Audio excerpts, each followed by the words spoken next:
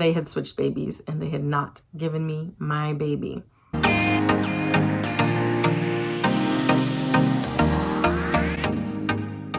Hey guys, welcome to our channel. Today we thought we'd do something a little bit different for you and tell you kind of a crazy story. We wanted to share Mila's birth story with you today. We'd moved to Romania about almost 5 years ago, and I was a little bit nervous about having a baby overseas because I'd had a bad experience with Carolina 8 years ago, which we'll probably do another vlog sometime and explain about that.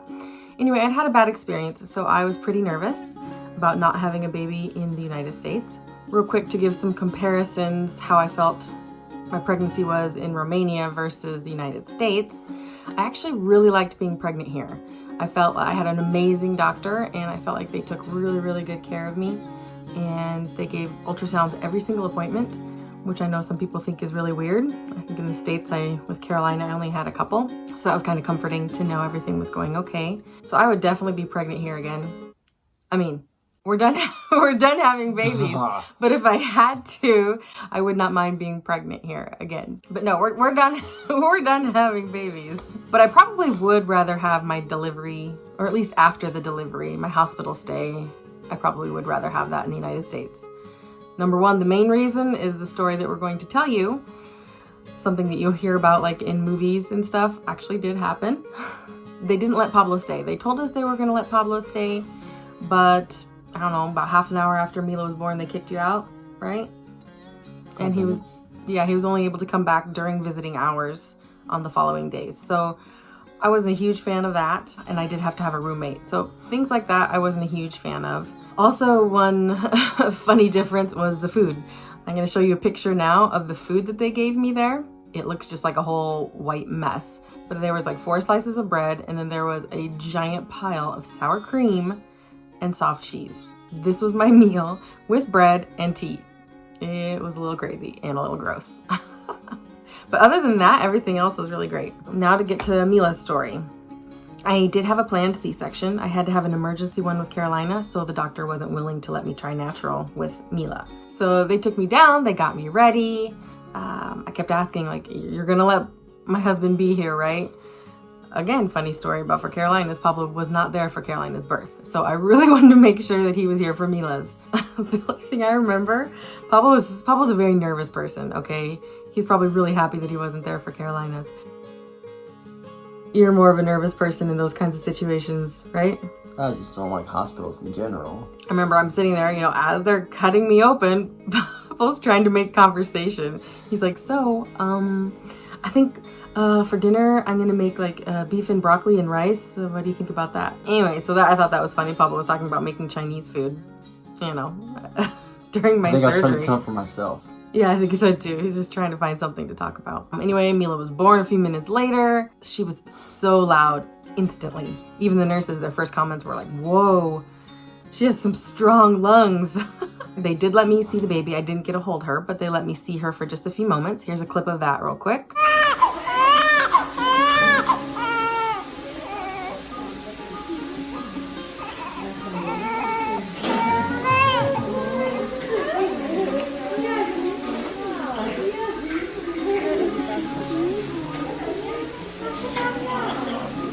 And then I was told that Pablo would be able to stay with the baby while they finished up, my surgery, everything like that. And then here, they actually make you go to ICU for at least overnight, sometimes 24 hours. So they sent me to ICU, which is just a row of other women who just had C-sections. And they only brought me Mila once. So I had only seen her again for a few minutes, right when she was born. And then Pablo was able to send me a couple pictures he took, but then they kicked him out after like what? I wouldn't say they kicked me out. They just said it's time for you to go. Time for you to go. Kicking out. Afterward, the next day, I was in a hurry. I really wanted to be with her and see her. So they got me up to my room. Then I had to wait a few minutes. They said they were going to bring Mila in. They wheeled her in. And I remember just looking as they wheeled her in, and like instantly, my gut feeling, I'm like, that is not my baby. But I'm like, you're tired. You had surgery, everything, like just chill out. The nurse left and I go and I just stare at the crib and I just knew, I'm like, this does not look like my baby. So I pull out my phone, the pictures that Pablo had sent me, the couple that he got. I'll show you the ones here that he sent me.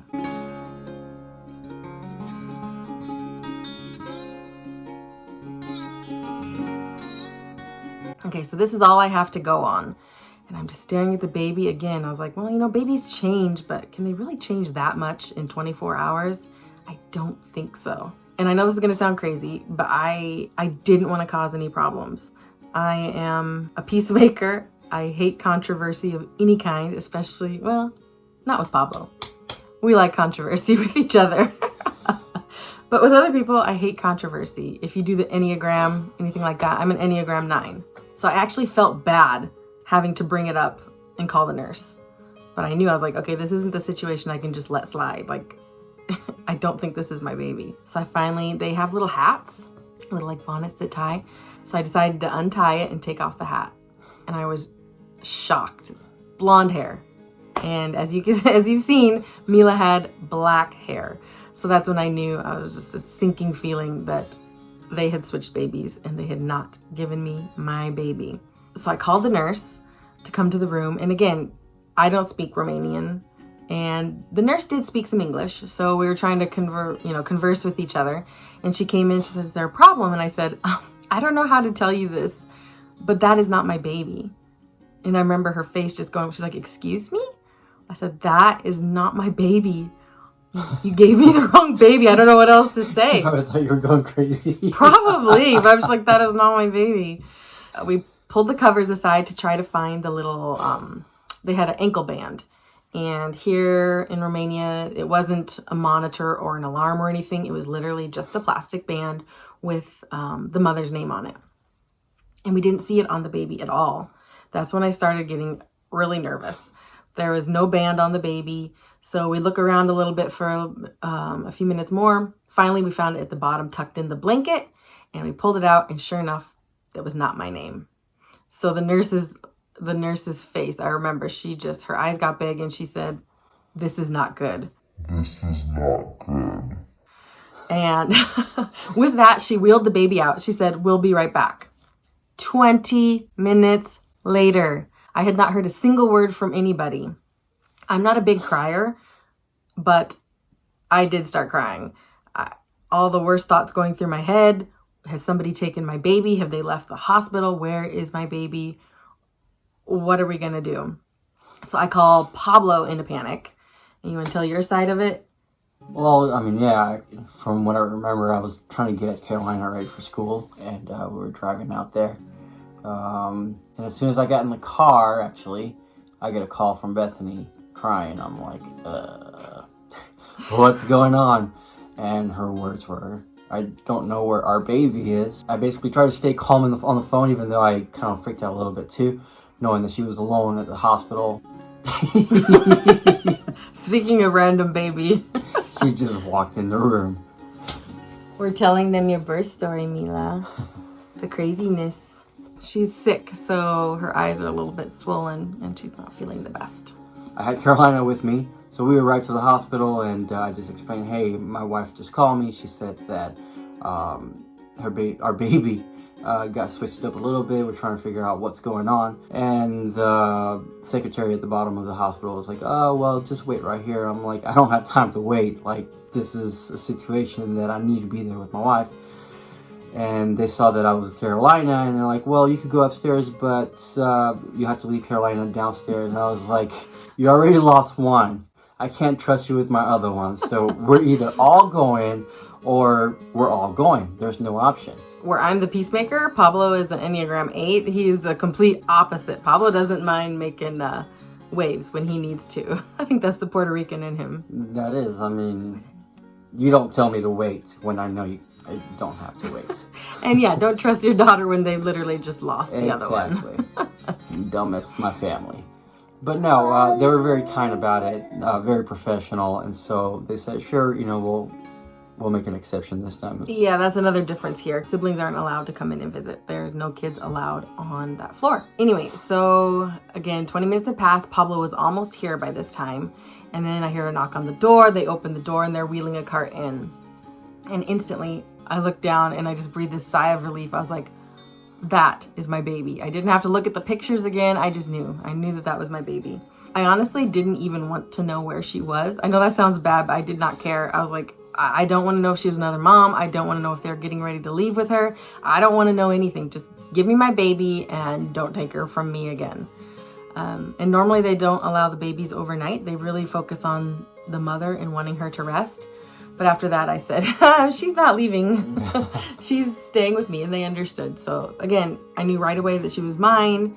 And right after that, Pablo showed up. So it was kind of all crazy right at the last minute.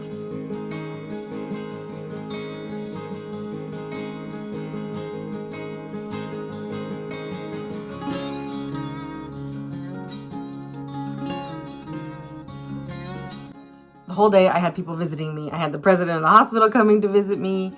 My doctor, she's like, I hear something crazy happened.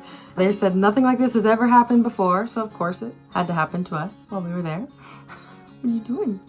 And so what actually happened, we found out later, was they got switched at bath time. They took the babies out, both were giving them a bath. And then they just swapped and put the babies in the wrong, I don't know, what would you call it? Crib, whatever thing, the traveling crib. That's what happened. So Camilla still had on her right bracelet with my name on it. They just stuck her in the wrong crib with the wrong name. So they delivered her to the wrong room. Again, I don't know where she was during those 20, 30 minutes. I have no clue. She was with another mommy. I know. But honestly, still to this day, I would have been a little nervous if she didn't look so much like Carolina. And just to prove it to you too, here's some pictures of her and Carolina side by side, same age.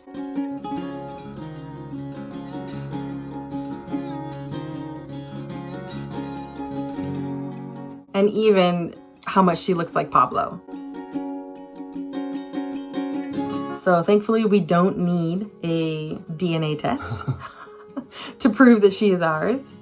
But that was our scary, crazy experience giving birth overseas. Mila, are you our baby? No! Nine is my baby, yes. But are you my baby too? No. She must know something I don't. You want to say goodbye? Bye-bye. Bye-bye. Hope you feel better. All right, thank you so much for watching. Bye.